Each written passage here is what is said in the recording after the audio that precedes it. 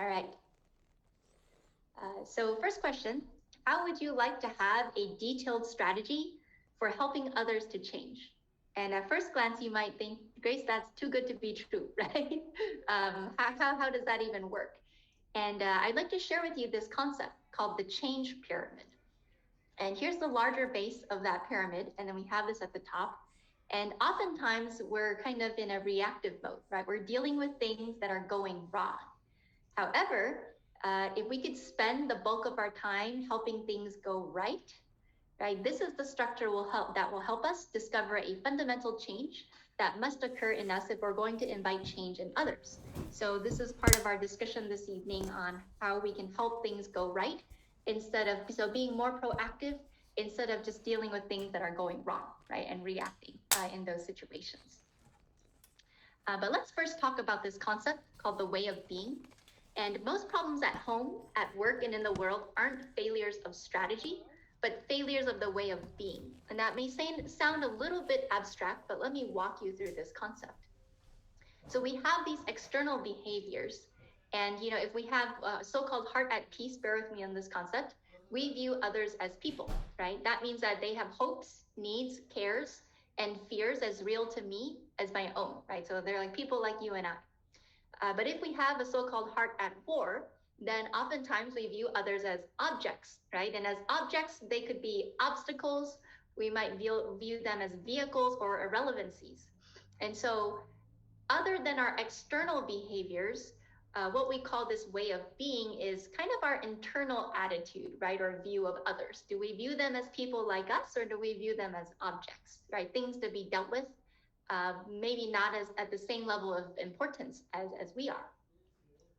But let's talk more about this way of being, right? It says people whose hearts are at war towards others can't consider other people's objections and challenges enough to be able to find a way through them, right? And so generally speaking, we respond to others' way of being towards us rather than to their behaviors. I don't know if you've ever been in an argument before, and then you tell the other person, I'm sorry, and really your I'm sorry wasn't really because you were sorry, but it was because you were trying to end the argument, right?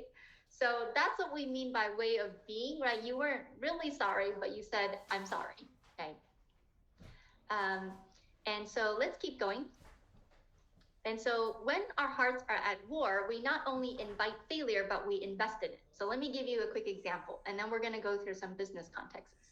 So here's Jill and her husband, Bob. And Jill, right, asks Bob to mow the lawn, right? And so Jill does it, right? And, Bob views it as, oh, she's insisting that I do this, right? She's complaining and she's nagging me, go mow the lawn. And so Bob, what he views Jill as is, and if she views her as an object, so she's demanding, she's unreasonable, right? And then so Bob, right, and he might comply, right, but comply with an attitude, right, or protest a little bit. And then what Jill sees is she sees an object too with Bob, right? He's so self-centered, he's inconsiderate, doesn't he know that I just ended a 20-hour workday, immature, right? I do all the chores, I'm just asking him to mow the lawn, right? And so this is kind of a vicious cycle, right? And then we have this thing called collusion, a conflict where the parties are inviting the very things that they're fighting against, right? Obviously, Bob and Jill don't want to be at odds with each other, but the way that this is going, it's not going to be resolved anytime soon. And eventually, instead of being passive victims of misunderstanding, sometimes we become active perpetuators of misunderstanding, as odd as that sounds. So instead of being passive, we could become proactive, right, in furthering the misunderstanding. So despite the insanity of this pattern of interpersonal and so-called inner violence can come to rule our lives and the lives of the organizations and countries where we work and live, right? So not only do Jill and Bob have this issue, but guess what happens when we have this sort of concept called collusion? We go and we recruit allies, right? Maybe they recruit their kids. It's like, oh, your dad, da-da-da-da-da, right? Oh, your mom, da-da-da-da-da, right? Or somebody else, right? It could be two teams, right? Or two hierarchies. It could be anything like that. And pretty soon it's not two individuals at odds with each other. It's actually two groups of people, right? Or two organizations at odds with each other. You see that? And so until finally your organizations are filled with people whose energies are largely spent on sustaining conflict, what we call collusion, and who therefore are not fully organized on achieving the productive goals of the organization. Okay. And so let's talk about the right thing and the right way, okay? And some of these questions are kind of fun. Does it make a difference in a conflict if one side is right and the other is wrong? Now you think about that for a minute. Does it matter if one side is right and the other side is wrong in a conflict? Sometimes yes, sometimes not, right? But then have you ever been in a conflict with somebody who thought they were wrong? And I hope you're laughing because probably not, right? Normally we're in a conflict because we both believe that we're right, okay? And it says no conflict can be solved as long as all parties are convinced that they are right. And solution is only possible when at least one party begins to consider how they might be wrong, right? And so the big question is, are you open to considering how you might have been mistaken? Does that make sense? And the deepest way in which we are right or wrong is in our way of being towards others, right? That concept that we said, do we view others as people or do we view them as objects? So if we're going to find lasting solutions for external wars, we find ourselves in, we first need to find our way out of the internal wars that are so-called poisoning our thoughts, feelings, and attitudes towards other people. Okay, and this is a little abstract, but bear with me, we're gonna go a little bit deeper into this. And so in order to improve our peace, we first must understand how and why we have turned to war. Okay, so let's take a look at this. So how do we go from peace to war, right? Two happy individuals to argument, okay? So there's this concept called choosing war, right? Let me give you a very clear example. So I am a more chaotic person at home. Long, my husband, is a very neat person. Like he can cook and clean and everything is nice and neat.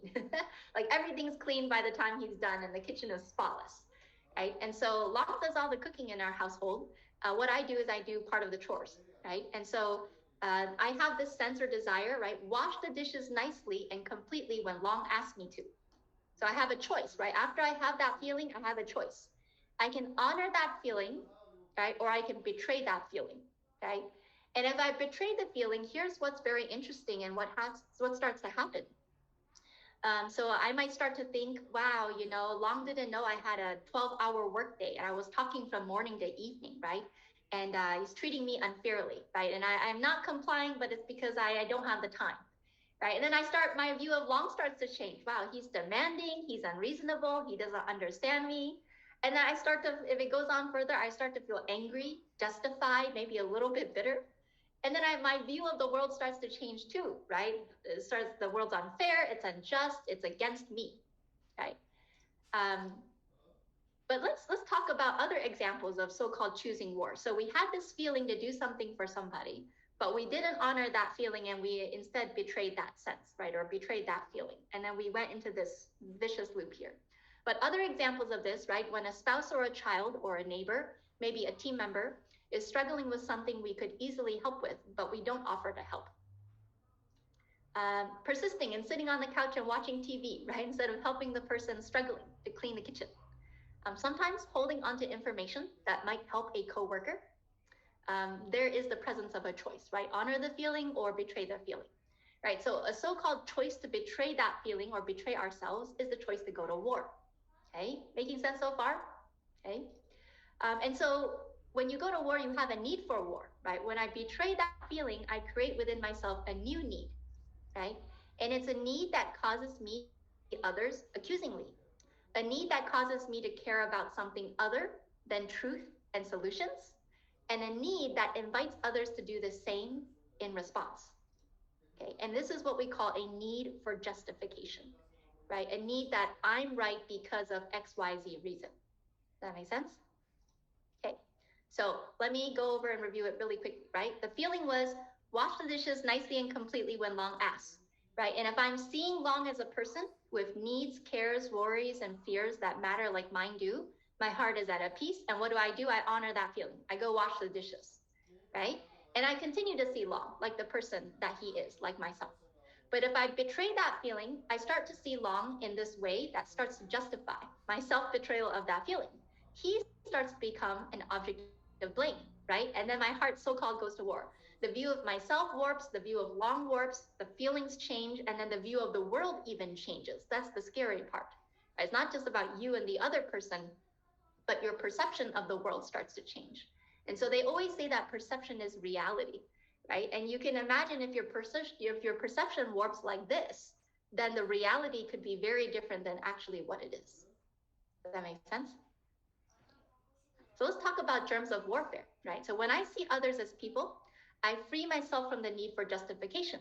I'm free to leave behind the baggage, right? And then you start to see things are not so black and white, but there's a lot of gray areas as well, right? There's mixed bad and good in the mix. But a heart at war needs enemies to justify its warring, right? It needs enemies, mistreatment more than it actually wants peace.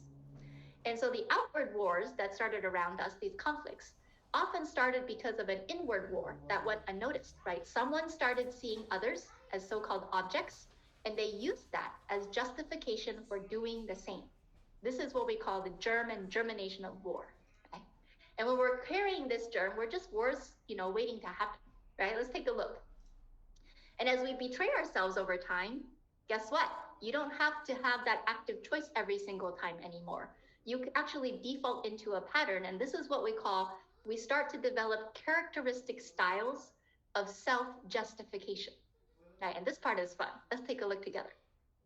So before we do that, let me tell you a quick story.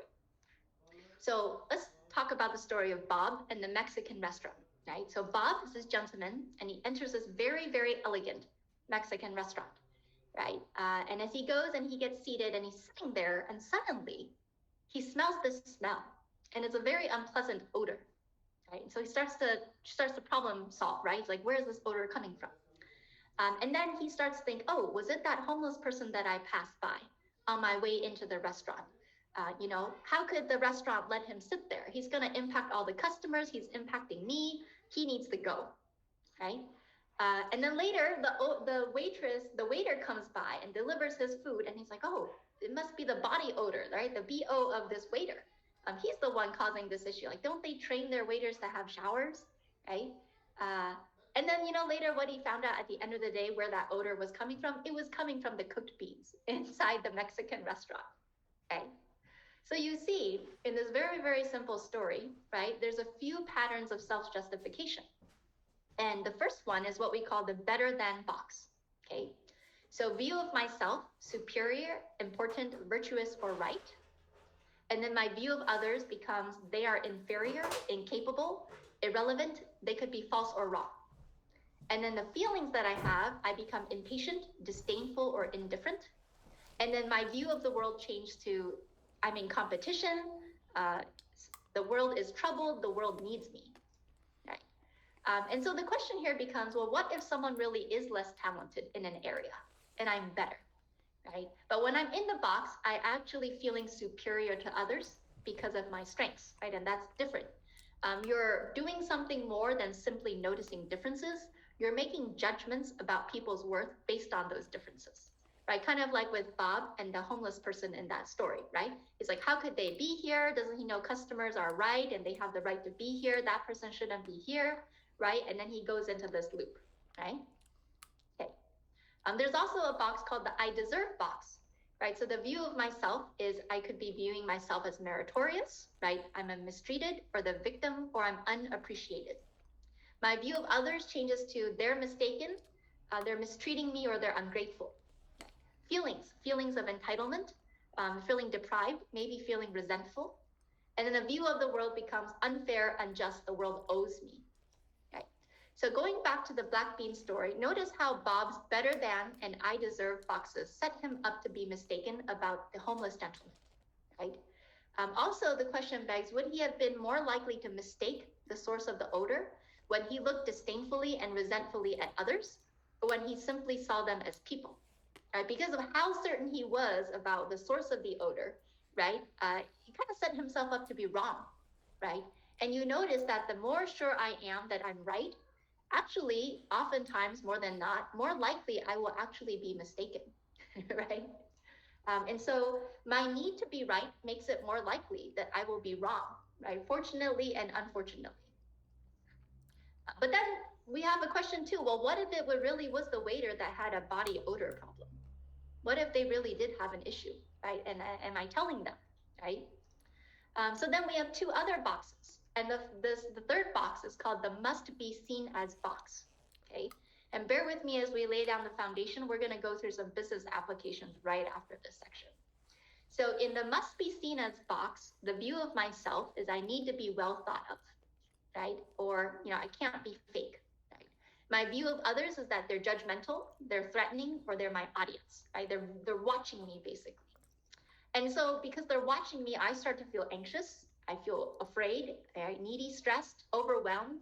It's too much to constantly be, on show. And then my view of the world is it's dangerous. It's watching, right? Judging me, right? Like that. So this must be seen as box sometimes occurs when we find justification in softness. And what I mean by that is when I don't do the right and helpful thing, when that might have been something the other person won't like, or I continue to let someone keep hurting themselves or others, right, without correcting the issue. So oftentimes this might stem from you care about what other people think about you, right? I might be worried about being seen as likable, and that's totally okay.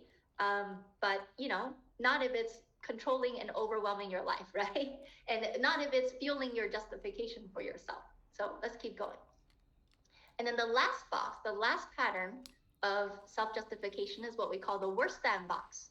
So the view of myself now is, I'm not as good as other people, right? Something's wrong with me, right?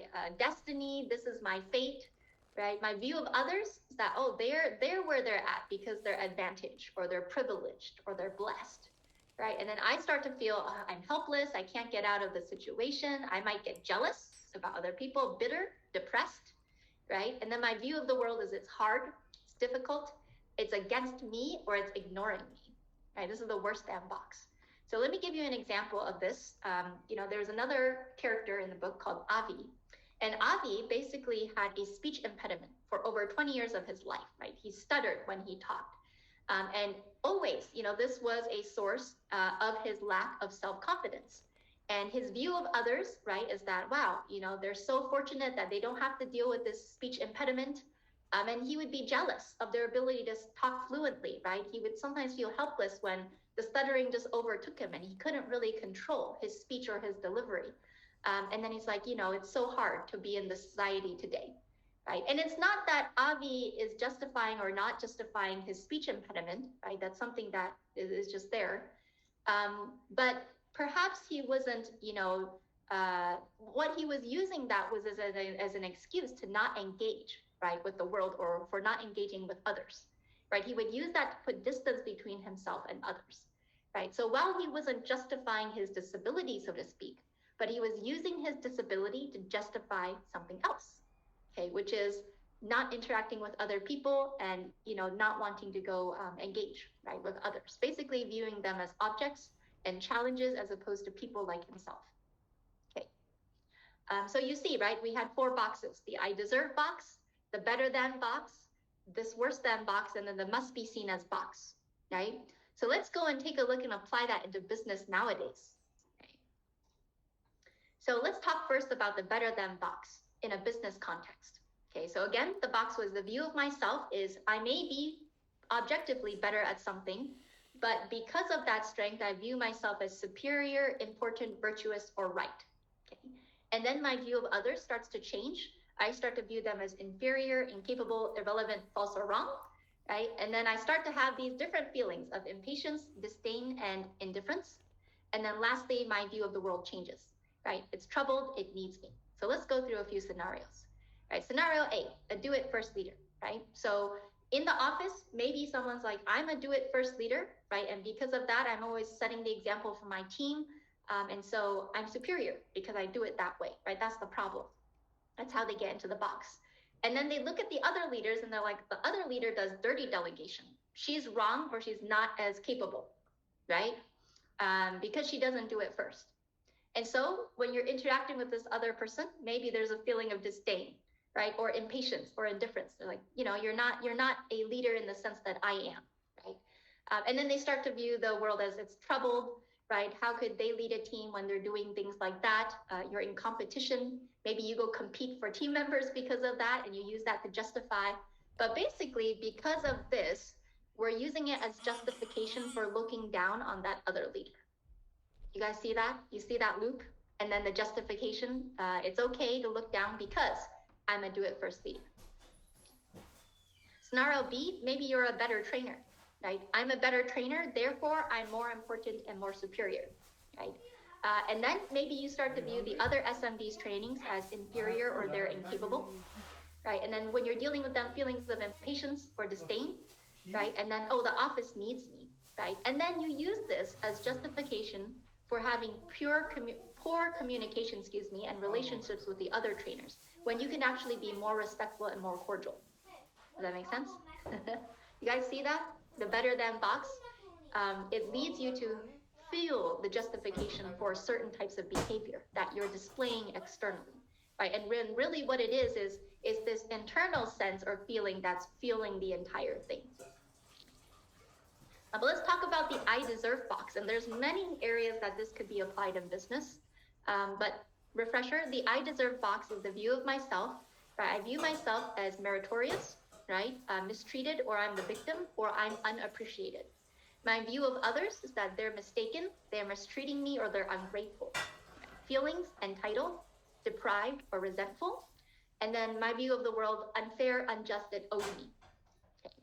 So let's go through scenario A, right? Let's say that you're a always contributing trainer to the office. And you're like, I do so much for the office, right? And I'm basically so unappreciated, right? They don't know how much I do to maintain the office and clean up after all the trainings. Maybe you wash the toilet and you pick up all the toilet paper, on the floor, right? And then you start to view others as the rest of the office is ungrateful, right? And then you start to have some feelings of resentment, right? Why am I doing so much when they're not doing as much to maintain the office?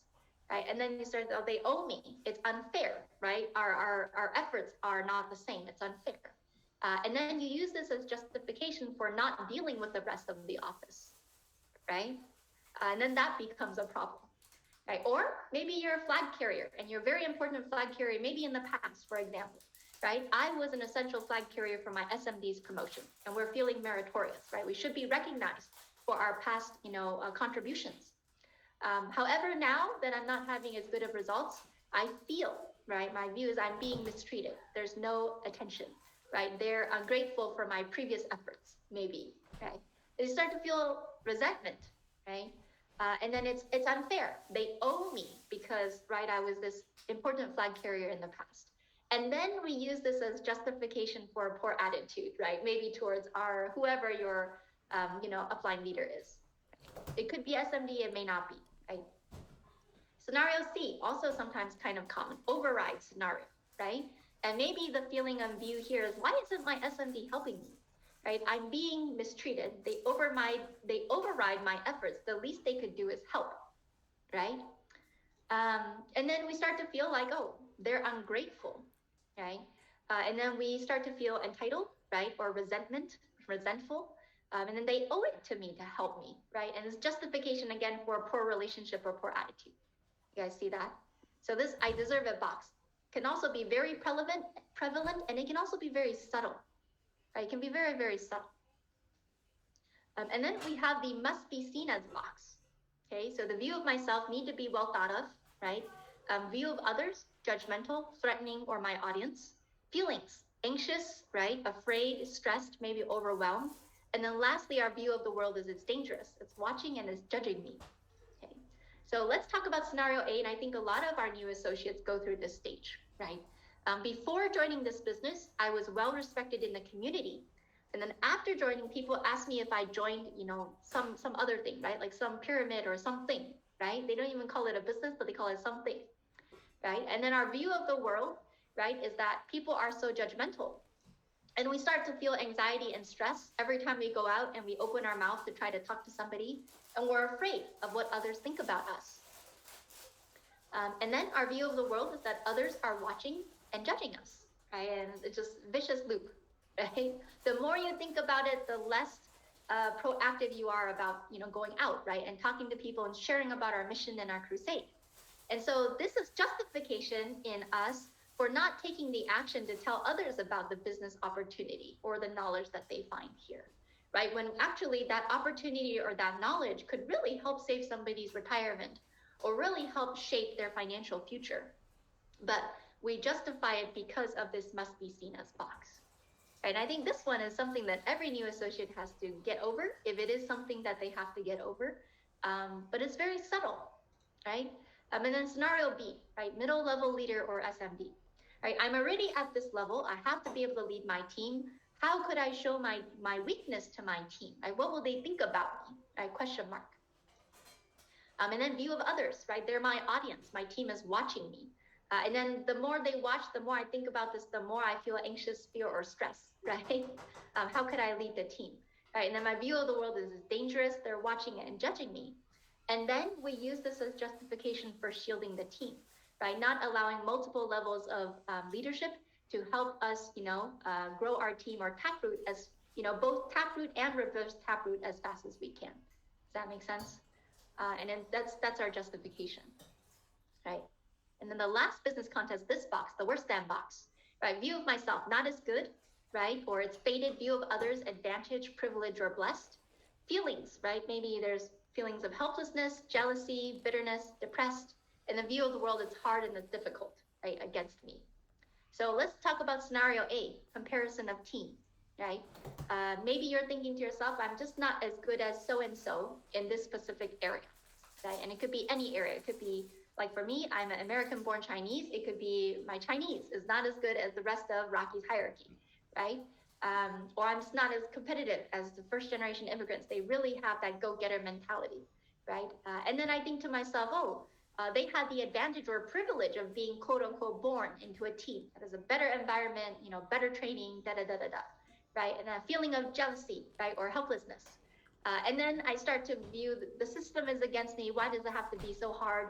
And then I use this justification for changing teams. And you remember in business, Monty Holmes always says, he said, if it's to be, it's up to me, right? And it's not looking for the external reason, but looking inwardly, right? For that reason of why you should be continuing, right? Scenario B, maybe it's a comparison of skill set, right? I'm just not good as so-and-so in this area. Maybe it's recruiting or sales or anything like that. And then you start to view others as their advantage, that they have this innate talent. I will never have that ability, right? And then we start to feel depressed, right? Or helpless. And then it's just so hard. Business is just so hard. And then we use this as justification for not attending training, right? Even if I show up, it's not going to help anyways, right? I'm just never going to be as good as they are, right? So this is a business context of the worst than box, right? So we've talked about how we get in, but let's talk about how we can get out, right? That's our end goal. But the key point, and the point is the same for all of us, is that if we all grab for justification, however we can get it, because grabbing for justification is something we do, it's something that we can undo. And let's talk about how we do that. So how do we go from war to peace? So first thing, surrender, right? I'm a mess, right? Everybody's a mess. But what if everybody around me is just as messed up, right? And we're basically surrendering too early, right? And this feeling of despairing surrender is a seductively powerful feeling, but it's a lie, right? It's assuming that you're stuck and you're doomed to continue suffering as you have been, right? And your despair is actually being invited by another lie. You're assuming that nothing you can do will change them, right? In other words, basically what we've done is we've surrendered too early. Does that make sense? So while it's true that we can't make others change, but we can invite them to change. So let's talk about how can we move in that direction. So how do we recover that inner clarity and peace? How do we get out of the box? Let's talk about some actionable items. So first thing, look for signs of the box, right? Once you recognize these patterns and these potential default kind of loops, then it's easier to identify, right? Or if you start to see yourself blaming others or for whatever item it is, whether valid or not, or justifying your own behavior, whether valid or not, those are signs that we're in those box and in those loops, right? And so we have to find an out-of-box place, right? Maybe an out-of-box relationship, like a mentor that can give you, right, good feedback. Maybe it's a great memory that you have with this particular individual. Maybe it's an activity that helps you de-stress and reflect, right? Or a certain, like some people have like a thinking chair or a place where they just do their thinking and reflection. Like for me, every time I get into certain, dealing with people, even my upline leader, it's people, right? And people have people issues. So every time we get into it's not conflict, but every time we get into this heated discussion sometimes, right? I always think back and I remember, when I was really young in business, Ying, I remember one evening as she had to go to Seattle, but I was going down to Eugene, so they're opposite directions. For those of you who aren't out here in Oregon, and but I remember Ying one evening, she actually took the time, word and sentence by sentence, word by word, she read me how she actually delivers the BPM because she couldn't travel with me down to Eugene to do that for me, right, or on behalf of me. So it was my first independent BPM, but she would sat there and I was typing on my laptop every single word that she said, right?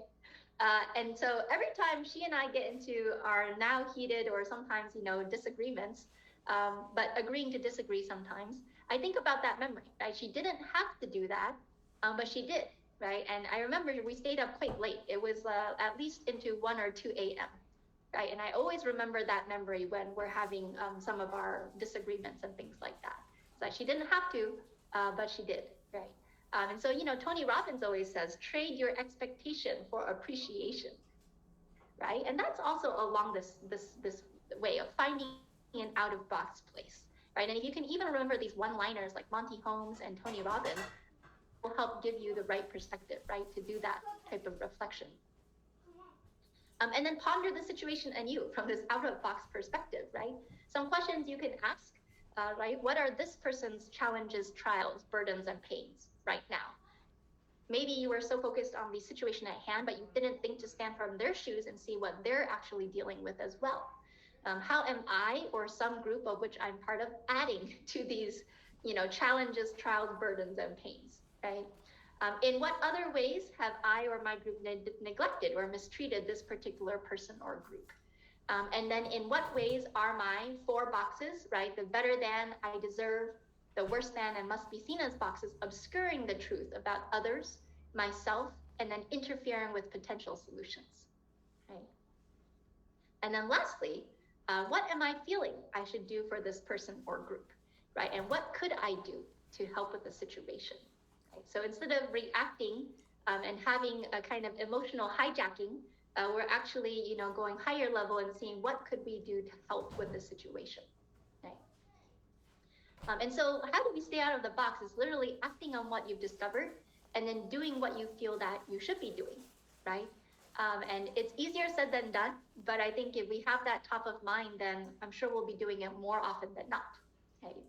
And so in terms of spreading peace, right, or managing conflict or nipping it in the bud, remember that pyramid that we were talking about, the peacemaking pyramid, right? To correct, right? That's at the top. And then below that, actually, the second level is teach and communicate, right? Listen and learn, build the relationship with others who have influence over this particular individual, right? And then lastly, getting out of the box, right? Or having a heart of peace, meaning that we view others as people, very similar to ourselves, right? With the equal needs and wants and desires, right? So oftentimes when we're just starting out and we're just doing correcting, that's what we call dealing with things that are going wrong, right? And it may not be so easy to do the correcting like that if you haven't done the other levels of the pyramid. Does that make sense? And so what we call helping things go right are the lower levels of this pyramid, right? And so by focusing on that, not only do we change ourselves, but we also invite change in others, right? And then it's much easier to be preventative and proactive and preemptive than to react at the top when things are already going wrong and we're trying to fix it, right, through correction. That often doesn't work as well or as efficiently.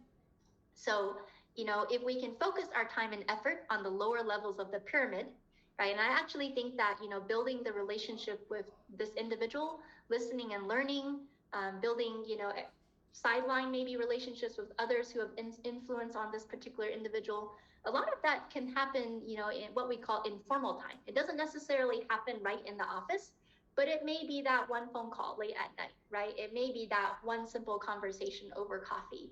And so a lot of that time and effort can be spent in that informal time so that it creates a better foundation, right, for helping things go right, right? And the solution to a problem at one level of this pyramid is always below that level of the pyramid, right? If you're having to resort to teaching, but if you could have, before just listened and learned to understand, then when you have to go teach, I'm sure it'll be much better received, right? Same thing with building the relationship. They don't want, I'm sure that everybody, right? We want to be listened and understood. We don't just want somebody to just tell us what to do, right? And then ultimately, my effectiveness at each level of the pyramid also depends on the deepest level of the pyramid, right? My way of being. And very recently, even in my own family life, but also with the larger team, sometimes we will get into these discussions about different things and there's different opinions, not necessarily a disagreement or a conflict. And one thing that I found that was very interesting, this so-called getting out of the box, is, sometimes we use the words, I hear you, these 3 words. And sometimes it's not necessarily that we really, truly, sincerely heard the other individual, but it's actually that we're just using the 3 words, I hear you, to stop the conversation from digressing that way, right? Or going down that path. And so it goes back to, building the relationship and having the sincerity, right? To view that other person as an individual with equal wants and desires and needs, instead of just using the 3 words, I hear you, and then trying to stop the conversation from going down that way. Okay. So what if, right? Despite our best efforts, we may find that some battles are unavoidable, right? Not everyone will always honor that feeling, right? That they should, do what they should be doing. And so sometimes people choose war, right? And you can't control that. But may we remember that the world's hope for outward peace depends most fully not on the peace that we seek or the wars we wage, but on the peace that we establish within, right, ourselves. And it also means that however bleak things look on the outside, the peace that starts it all, the peace within, is merely a choice away, right? And it's, again, when the feeling surfaces, are you going to honor it or you're going to betray it, right? And we do have some time here today. It's 6:38. But I was also wanting to ask, for those of you who have been online for the past hour, the 4 boxes, right? The I deserve box, the must be seen as box, right? The better than box, and the worse than box. Do you guys have any examples? And you can type it in the chat. Do you have any examples of maybe something that's come up recently or in the past year where you're like, oh, that's the pattern, right? And then we can share with everybody. Unfortunately, I'm not sure we have a way to have people talk here, but let me see. But if anybody wants to share, please type it in the chat, and then we can kind of share with the time that we have left here today. Before we, close out for the evening. Yeah. Anybody? Are you all furiously typing away?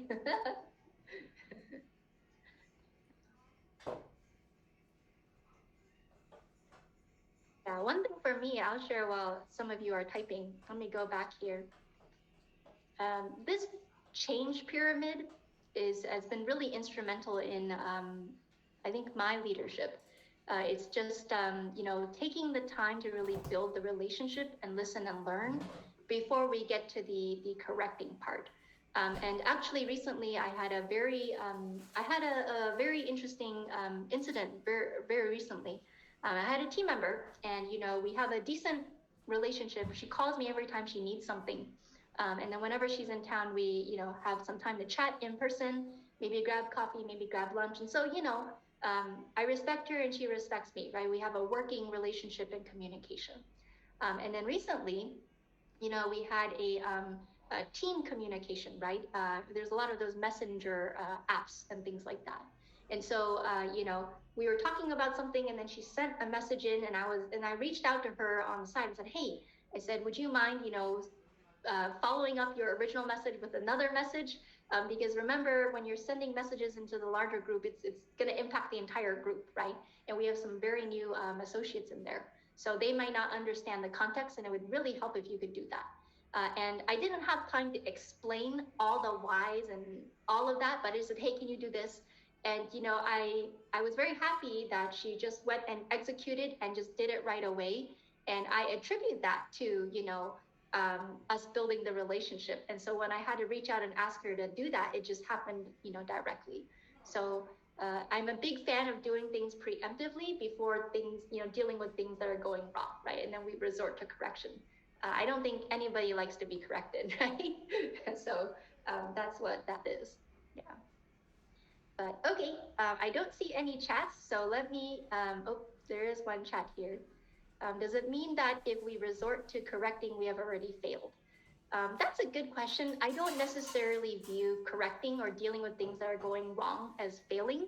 I think that if you had the mindset that, you want to help things go right, even though that one incident or situation you're resorting to correcting, for the next time, I'm sure that you will focus more on the lower levels, right? And then hopefully that will preemptively prevent you from having to correct.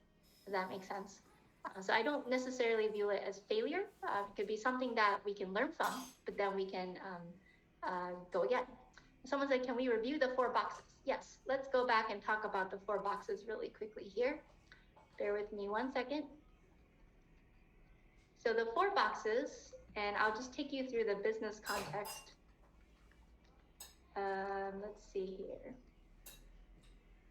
Okay. So the first box is called the better than box. So it's because you have a, let's say you really are more skilled in a certain area.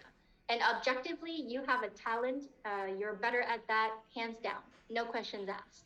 But if because of that, stronger talent, or you really are better in that regard, if it causes you to start having a warped view of yourself and others, and then it justifies certain patterns of external behavior, then we have a problem.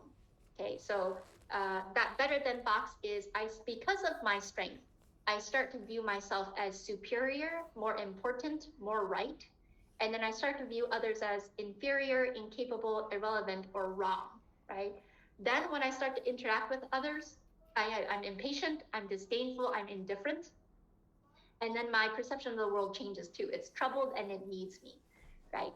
So as an example here, scenario A, a do-it-first leader, you may be a do-it-first leader, no issues, and that's awesome, right? But if because you're a do-it-first leader, you start to feel like I'm superior because I'm a do-it-first leader, and that other leader isn't a do-it-first leader, and all they do is dirty delegation, and she's wrong, right? Or she's inferior. And then you start, when you're interacting with them, you start to have feelings of disdain, then we have a problem, right? Then our view of the world is like, this is a troubled world, right? And then it justifies our behavior for not interacting as well as we could have with that other leader. Does that make sense? So that is the better than box. Okay. The reference books here, the reference book is The Anatomy of Peace. Okay. And then the next box, if we continue here, is the I deserve box. So here it's I deserve, right? So my view of myself is meritorious. Maybe I'm mistreated, I'm a victim, or I'm unappreciated.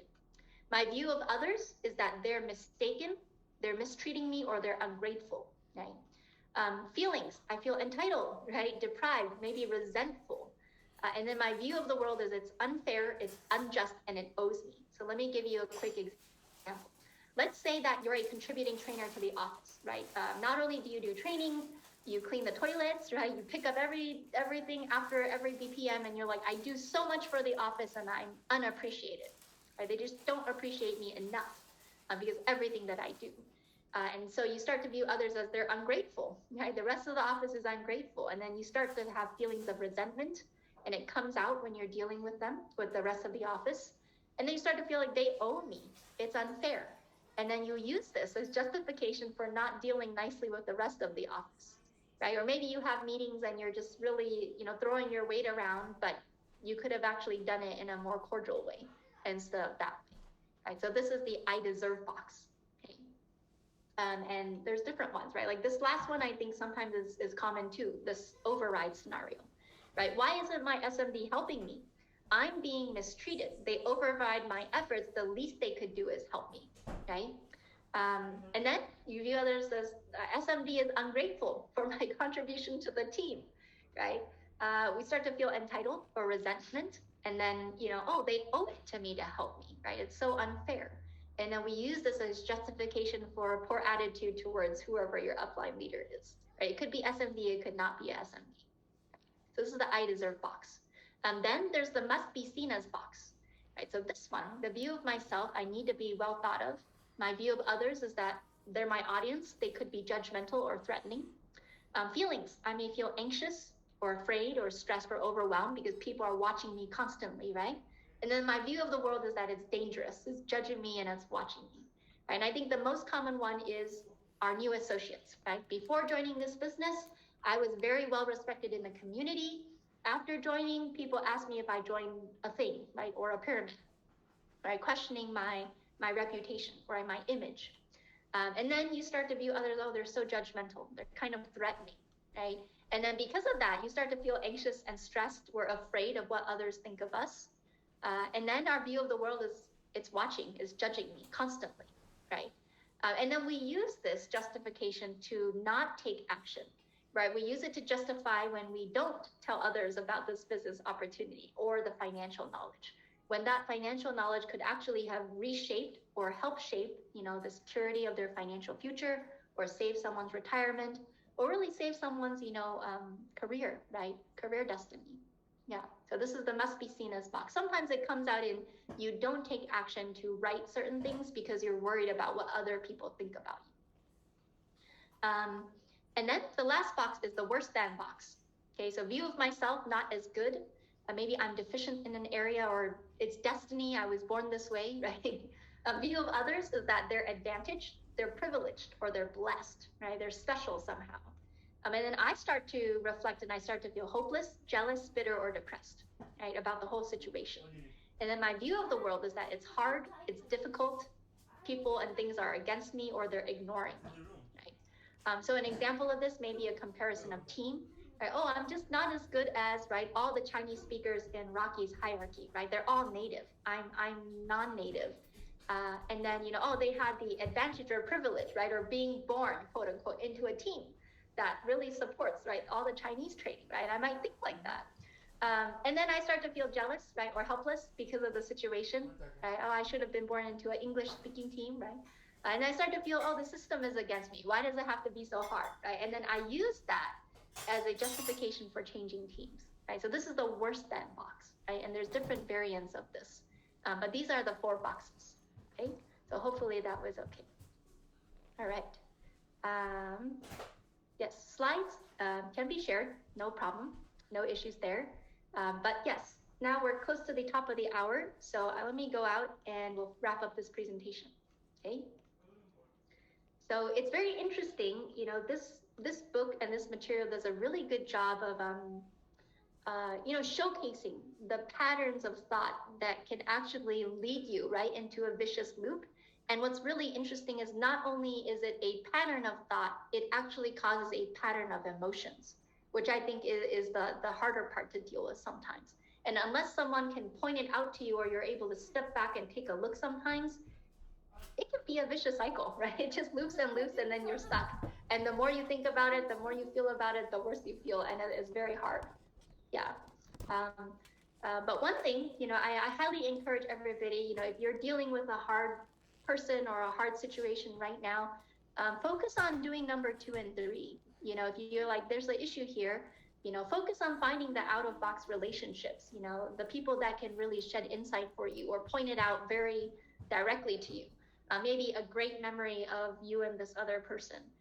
Activities that allow you to do some reflection, right? Or have some stress relief or peace, right? Or certain places. And then ponder the situation from anew. And I think that always helps. And then it will help the situation get better, right? Because you're proactively working on that. Okay. And sometimes, this was something that a premarital counselor told me before, but she said, Grace, sometimes in marriage, she said, there are some things that you cannot, there are some things you cannot solve. So if it's something that you cannot solve and cannot be resolved, so then you have to learn to protect your marriage from the issue, right? And I think that's the same thing with business, right? Maybe there is a difference or something that cannot be resolved. And if you identify that it cannot be resolved, then we collectively as a whole have to, right, stand firm and protect the business, right, from the issue that cannot be solved, instead of letting that issue become the core reason of why things are breaking down. Yeah. So not saying that everything can be resolved, okay? All right. So lastly, I will end with this quote, and it's a quote from the book, right? If we can find our way to peace toward children who have stolen from us, spouses who have mistreated us, and even drunks who have taken our fathers from us, what mountains are too high for human hearts to scale? And your spouse, your children, your colleagues, your enemies, hopefully no true enemies, but may you choose to see them all as people, and may you therefore discover solutions you've never known and summits you can enjoy together. And so all content from this presentation was taken from The Anatomy of Peace by the Arbinger Institute. I mentioned earlier that they are also the institute that wrote the book Leadership and Self-Deception, which has also been very instrumental in my journey here. Yeah. Yes, so Hazel, The Anatomy of Peace. Hopefully that was answered. And I do see a few people raise their hands, but if you have any questions, I will stay here for the last 8 minutes. If not, please have a wonderful evening. Our speaker for next week, you will not want to miss, is none other than Kathy Gu, and she's actually going to show you how to identify hot buttons from people of various ages and age groups. And I think that is going to be very helpful for November, our month of running, these last 2 months. So make it November to remember, and I wish everybody to have a great Thanksgiving. So thank you very much for joining us online this evening.